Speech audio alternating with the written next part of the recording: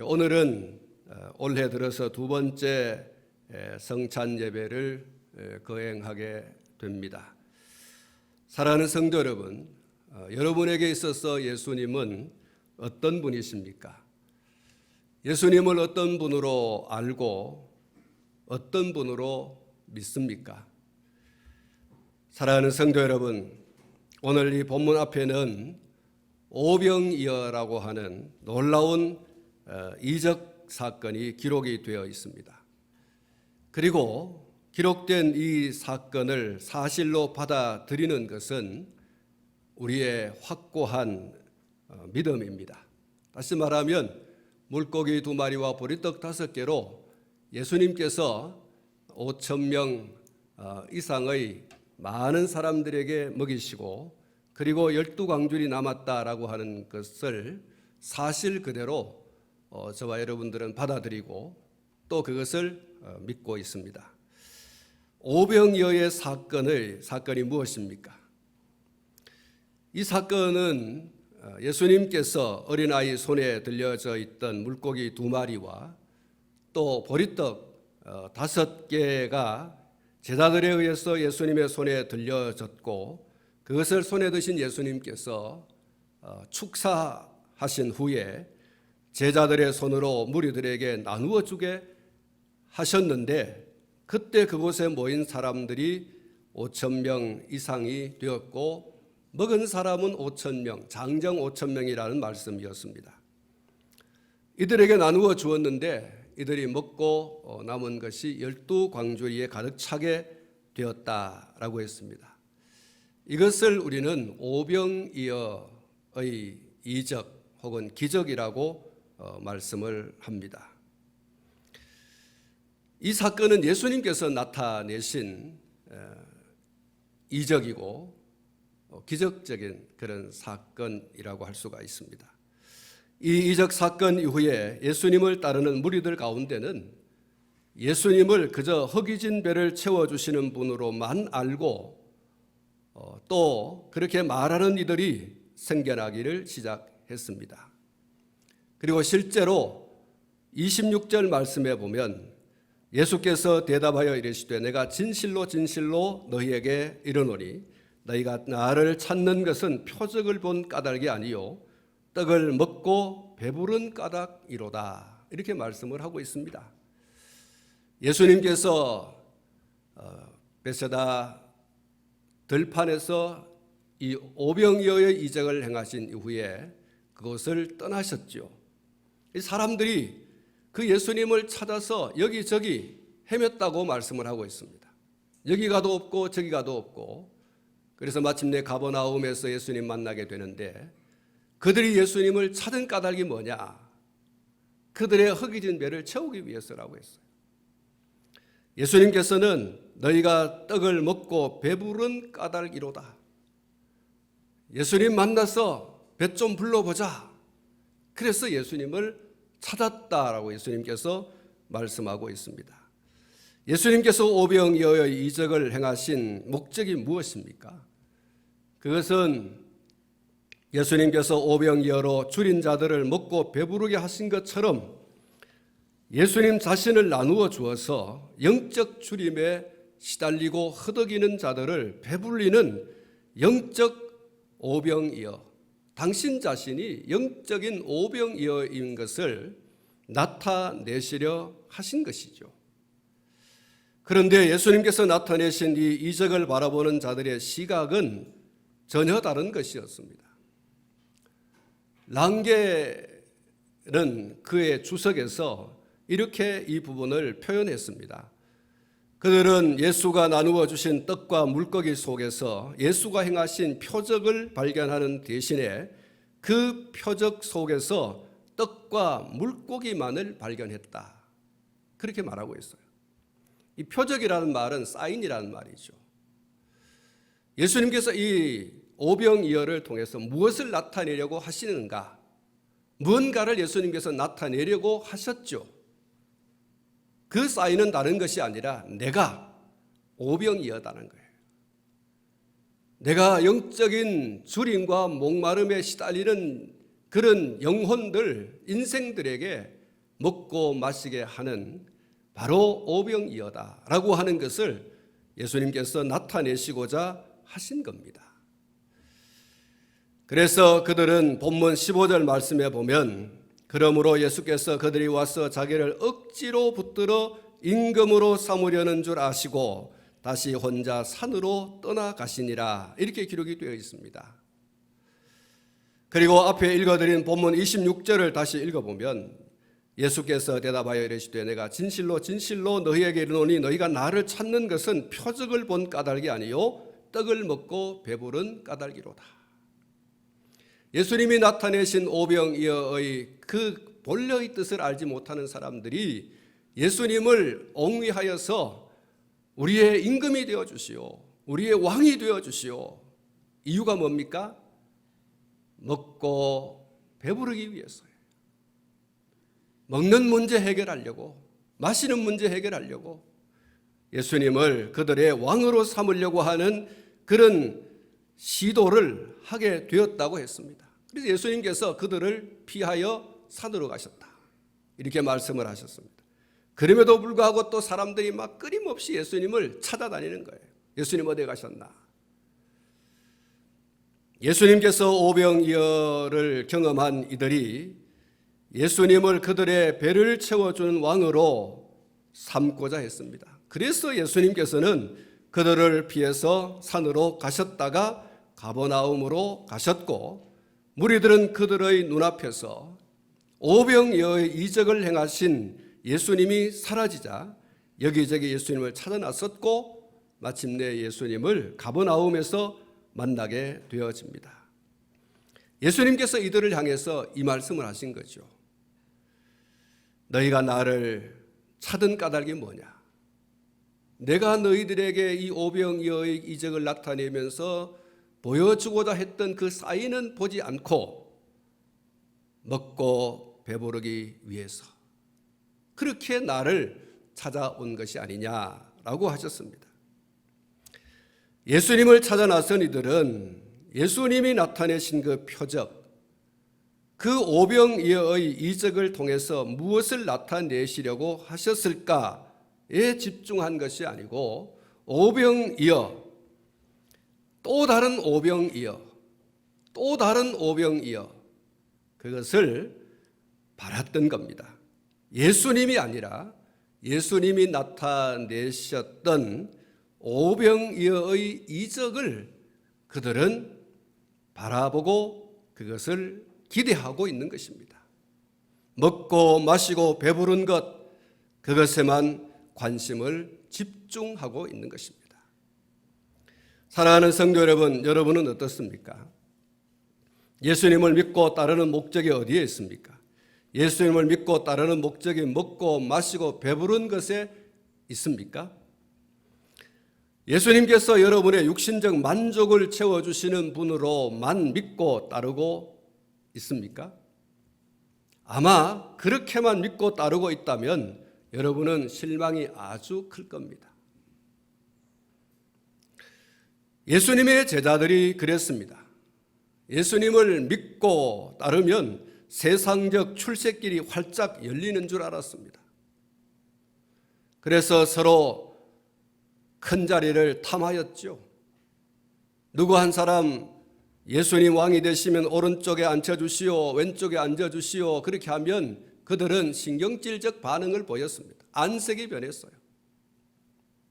그래서 그들은 다투기도 했었습니다.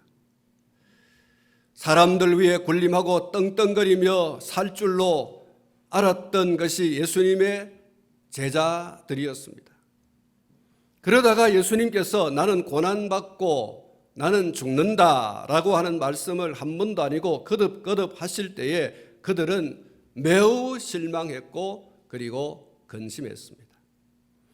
그리고 실제로 예수님께서 잡히시던 날 제자들은 뿔뿔이 흩어졌고 신문받는 그 마당에서 베드로는 예수님을 모르는 사람이라고 부인을 하고 저주까지 했었습니다. 심지어 가룟 유다는 예수님의 말씀에 너무너무 실망한 나머지 예수님을 은 30에 팔아 넘기기까지 했습니다. 그리고 로마의 군병들이 예수님을 체포하러 가던 그 시각은 사람을 알아볼 수 없는 밤중이었기 때문에 유다는 자신이 입을 맞추는 그가 예수님이라고 하는 사실을 미리 군호를 짜서 알려주었을 정도로 매우 치밀하게 세운 계획을 따라서 마귀의 종들에게 예수님을 넘겨주었습니다. 베드로와 가룟 유다를 위시한 제자들이 왜 이런 모습을 보였을까? 앞에 말씀을 드린 것처럼 예수님 따라다니면 예수님 덕을 좀 볼 생각이 그들에게 충만했던 것이죠. 세상적인 그런 권세와 세상적인 명예와 또 부와 같은 것들을 그들은 누릴 줄로 알았습니다. 사람들 위해 떵떵거리면서 위세를 그렇게 떨 줄로 생각을 했었습니다. 그런데 그런 것이 그들에게 충족되지를 않았습니다.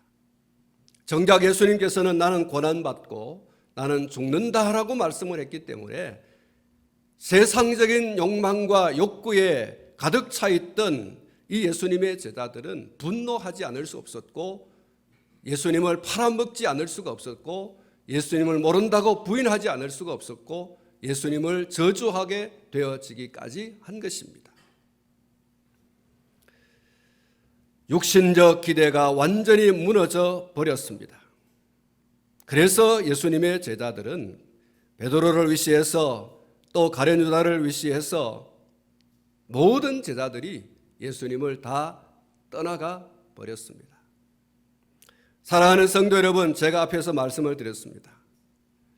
여러분이 예수님을 믿고 따르는 이유가 예수님께서 단지 여러분의 육신적 기대를 충족시켜주는 분으로 알고 믿는다면 실망이 매우 클 것이라고 하는 것과 예수님을 떠나 믿기 이전의 상태로 돌아가고 또 심지어 근심하고 그리고 분노하고 예수님의 이름을 팔아서 돈벌이하고 예수님을 십자가에 넘겨주게 될 것입니다. 사랑하는 성도 여러분, 오늘 다시 한번 예수님께서 이 세상에 왜 오셨는지, 예수님께서 우리 한 사람 한 사람과는 어떤 관계인지를 성찬 거행에 앞서서 살펴보고 우리가 성찬에 참여해야 하겠습니다. 여러분, 오늘 이 본문 28절과 29절에 보면 그들이 묻되 우리가 어떻게 하여야 하나님의 일을 하오리이까? 예수께서 대답하여 이르시되 하나님께서 보내신 이를 믿는 것이 하나님의 일이니라 하시니라고 했습니다. 우리가 하나님의 일을 한다고 하는데 우리가 하나님을 위해서 한다고 하는 일들 중에서 가장 잘하는 일은 하나님께서 보내신 이를 믿는 것이라고 했습니다. 그러면 하나님께서 보내신 이가 누구입니까? 27절 마지막 부분에 보면 인자는 아버지께서 인치신 자니라 이렇게 말씀을 하고 있습니다. 여기 인자가 누구입니까? 오늘 본문 6장에 보면 약 20회에 걸쳐서 예수 또는 예수께서라는 이름이 등장을 하고 있습니다. 특별히 26절에 보면 예수께서 대답하여 이르시되로 시작을 해서 27절의 마지막에 인자는 아버지 하나님께서 인치신 자니라 이렇게 말씀을 함으로써 인자가 곧 예수님을 가리키는 것임을 확실하게 알 수가 있습니다. 그러면 이 예수님을 하나님께서 보내셨고 이 예수님을 믿는 것이 하나님의 일이라고 하는 것입니다. 그런데 이 예수님을 어떤 분으로 믿는가 하는 것에 대한 문제가 생깁니다. 사랑하는 성도 여러분, 제가 맨 처음에 설교를 시작하면서 여러분에게 질문을 드렸습니다. 바로 이 질문이었습니다.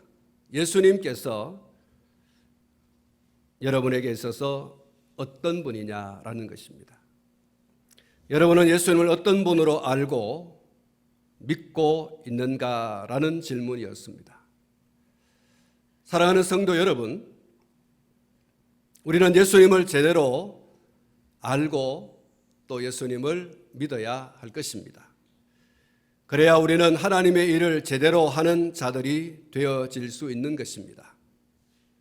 그리고 그 일은 썩을 양식을 위하여 일하는 것이 아니라 영생하도록 있는 양식을 위하는 일을 하게 되는 것입니다. 그래서 하나님으로부터 보냄을 받고 이 세상에 오신 예수님을 어떤 분으로 알고 믿느냐라고 하는 것은 너무나 중요한 문제인 것입니다. 이 문제는 영생의 문제가 걸려있는 그런 문제입니다. 있다가 없어지고 그리고 썩고 쇠하고 더러워지는 영원하지 않은 것들과는 전혀 다른 영원한 생명에 관한 것입니다. 사랑하는 성도 여러분, 오늘 이 본문 말씀에 보면 약 11회 정도 거듭 나오는 아주 중요한 단어가 있습니다. 여러분 한번 따라 하시기 바랍니다. 떡. 그렇습니다. 이 떡이라고 하는 단어가 오늘 이 본문 말씀에서 약 11회 정도 그렇게 소개가 되고 있습니다. 특히 예수님과 관련해서 32절 말씀에는 내 아버지께서 너희에게 하늘로부터 참 떡을 주시나니 라고 했습니다. 그리고 33절에는 하나님의 떡이라고 말씀을 하고 35절과 48절에는 생명의 떡이라고 말씀을 하고 있습니다. 41절과 58절에는 하늘에서 내려온 떡이라고 말씀을 하고 있습니다. 그리고 50절에는 하늘에서 내려오는 떡이라고 말씀을 하고 있습니다. 51절에는 하늘에서 내려온 살아있는 떡이라고 말씀을 하고 있습니다. 사랑하는 성도 여러분, 한번 따라 하시기 바랍니다. 예수님은 떡입니다. 그렇습니다. 예수님께서는 당신 자신을 가리켜서 이렇게 11회 정도 이렇게 여러 표현으로 당신이 떡이라고 하는 것을 말씀해 주셨습니다. 우리 한 사람 한 사람과 관련해서 어떤 떡인가? 사랑하는 성도 여러분, 한 번 더 따라 하시길 바랍니다. 예수님은 내게 생명의 떡입니다. 한 번 더 합니다. 예수님은 내게 영원한 생명을 주시는 떡입니다. 그렇습니다. 예수님은 단순히 떡 얘기를 하는 것이 아니고 당신 자신이 우리에게 영원한 생명을 주시는 떡이다. 그렇게 말씀했습니다. 사랑하는 성도 여러분, 본문을 보면 처음 이 본문을 대하는 사람들이 깜짝 놀랄 만한 단어가 기록된 것을 볼 수가 있습니다. 예수님께서 자기 자신을 가리켜서 떡이라고 말씀을 하시면서 또 이 떡을 당신의 살이라고도 말씀을 하십니다. 떡 얘기만 하시면 그렇구나 라고 할 수 있는데 거기에 덧붙여서 그 떡이 뭐냐? 당신의 살이라고 말씀을 해 주십니다.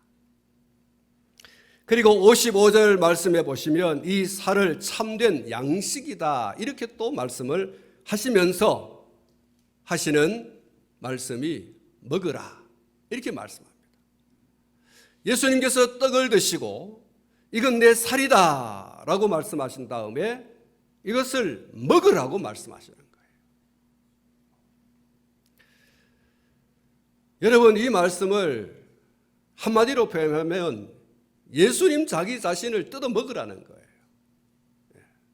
예수님 당신의 살을 먹으라는 거 아닙니까? 그리고 또 더하여서 무슨 말씀을 하십니까? 55절 말씀해 보시면 예수님께서 자기 자신의 피를 가리켜서 참된 음료다 이렇게 말씀을 하십니다. 그러면서 이걸 마셔라 이렇게 또 말씀하십니다. 예수님께서 떡을 가리켜 내 살이다 이것을 먹으라고 하시고 자늘 들어 이것은 내 피다라고 말씀하시고 이건 참된 음료다 그러니 너희들이 마셔라 또 이렇게 말씀하시거든요. 사랑하는 성도 여러분, 그러면서 부연 설명을 56절에서 58절에 말씀을 하고 있습니다. 내 살을 먹고 내 피를 마시는 자는 내 안에 거하고 나도 그 안에 거하나니 살아계신 아버지께서 나를 보내심에 내가 아버지로 말미암아 사는 것 같이 나를 먹는 그 사람도 나로 말미암아 살리라. 이것은 하늘에서 내려온 떡이니 조상들이 먹고도 죽은 그것과 같지 아니하여 이 떡을 먹는 자는 영원히 살리라. 사랑하는 성도 여러분, 예수님께서 당신의 살을 먹고 예수님 당신의 피를 마시라고 하십니다. 그래야 예수님과 하나가 되고 그래야 영원히 산다고 말씀하고 있습니다. 처음 이 본문을 대하는 사람들은 십중팔구 끔찍하다 이렇게 말할 것이고 아마도 살을 떨면서 사색이 될 겁니다. 아니, 예수님께서 당신의 살을 먹으라고 하고 당신의 피를 마시라고 하지 않느냐, 이럴 수가 있느냐. 그래서 사람들이 놀랄 수밖에 없고 살을 떨 수밖에 없을 겁니다. 그리고 100번을 읽고 1000번을 읽어도 예수님께서 말씀하신 이 먹고 마신다는 말씀을 제대로 이해하지 못한다면 여전히 끔찍하고 사색이 될 말씀으로 여길 수밖에 없는 그런 말씀이십니다. 사랑하는 성도 여러분, 본문 29절에 믿는 것이라는 말씀을 볼 수 있습니다. 그리고 30절에 믿도록이라는 말씀이 있는 것도 볼 수가 있습니다. 그리고 35절에 나를 믿는 자는 이라는 말씀과 또 36절에 믿지 아니하는도다 라는 말씀을 볼 수가 있습니다. 그리고 40절에는 내 아버지의 뜻은 아들을 보고 믿는 자마다 라고 말씀하신 것을 볼 수가 있습니다. 그리고 47절에는 믿는 자는 이라고 또 말씀하신 것을 볼 수가 있습니다. 결국 살을 먹어라, 피를 마시라 라고 하는 이 말씀은 하나님께서 하나님의 아들이신 예수님을 세상에 보내셨는데 이 예수님이 우리에게 영원한 생명을 주시는 분으로 뭐 하라고 하는 겁니까? 믿으라는 것입니다. 내 살을 먹으라, 내 피를 먹으라고 하는 것은 예수님 당신 자신이 우리에게 영원한 생명을 주시는 분으로 믿으라는 거예요. 실제로 예수님의 살을 뜯어먹고 실제로 예수님의 피를 마시라고 하는 게 아니에요. 여러분, 성경 전후 문맥 속에서 예수님의 살과 예수님의 피를 먹고 마시는 것은 예수님이 생명의 구주라는 사실을, 하나님께서 우리에게 영원한 생명을 주시기 위한 분으로 예수님을 보내셨다는 이 사실을 믿으라는 겁니다. 할렐루야.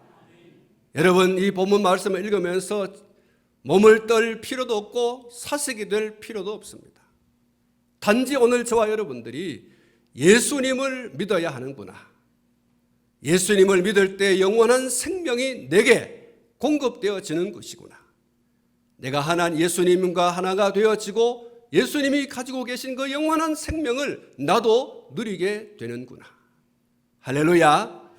사랑하는 성도 여러분, 기억하십시오. 예수님께서 당신의 살을 먹으라고 하시고 예수님께서 당신의 피를 마시라고 하는 이것은 예수님을 구주라고 영원한 생명을 주시는 분이라고 믿으라는 말씀이라고 하는 사실을 여러분 부여잡으시기 바랍니다. 예수 안에 생명이 있네, 주님이 빛이 되시네. 할렐루야.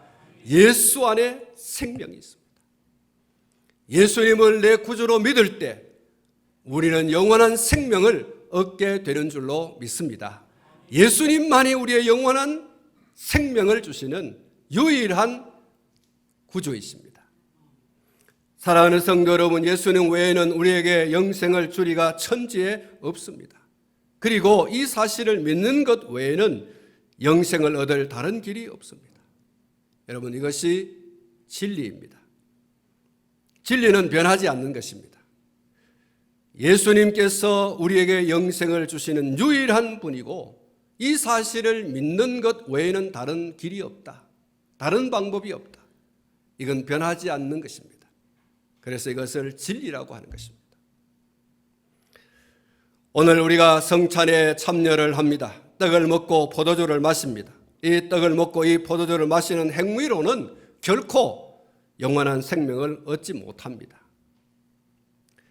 다만 예수님께서 영원한 생명을 내게 주시기 위해서 살을 찢겨 주시고 피를 흘려 주셨다라고 하는 이 사실을 인정하고 시인하고 믿는다라고 하는 바로 그 믿음이 영원한 생명을 소유하게 하는 것인 줄 믿습니다. 사랑하는 성도 여러분, 먹고 마시는 행위가 아닌 먹고 마시는 행위에 선행하는 믿음인 것입니다. 이 믿음이 바로 살을 먹고 피를 마시라는 참 의미인 것이죠. 사랑하는 성도 여러분, 예수님을 믿고 따른다는 것의 방점이 무엇에 있습니까? 먹고 배부른 까닭입니까? 그것을 위해서입니까? 썩을 양식을 위하여 일하지 말고 영생하도록 있는 양식을 위하여 일할 수 있기를 축복합니다. 그 일이 어떤 일입니까? 그 일은 다른 게 아닙니다. 열심히 헌금하라, 열심히 주일 성수하라, 그런 거 아닙니다. 하나님께서 보내신 자 예수를 구주로 믿는 것입니다. 할렐루야. 여러분, 이것이 바로 영생하도록 있는 양식을 위하여 일하는 것입니다. 믿는 것입니다. 예수님을 하나님께서 보내신 영원한 생명을 주시는 주로 믿는 것입니다. 이것이 바로 썩지 않는 양식을 위해서 일하는 것입니다. 썩을 양식이 아닙니다. 썩지 않을 영생하도록 있는 양식을 위하여 일하는 것, 그것이 바로 예수님을 나의 구주로 받아들이는 겁니다. 예수님만이 영원한 생명을 주시는 하나님이 보내신 자라는 사실을 믿는 것입니다. 오늘 이 시간에 시인할 수 있기를 주님의 이름으로 축복합니다. 한번 따라하겠습니다. 오직 예수님만이 내게 영원한 생명을 주실 유일한 이름입니다. 할렐루야. 여러분, 오늘 저와 여러분들이 이 성찬에 참여하면서 여러분 이 먹고 마시는 행위에 여러분 중점, 방점, 거기에 초점을 맞추지 않기를 바랍니다. 예수를 믿는 것입니다. 이 떡과 잔이 무엇을 의미하는가, 그 사인 예수입니다.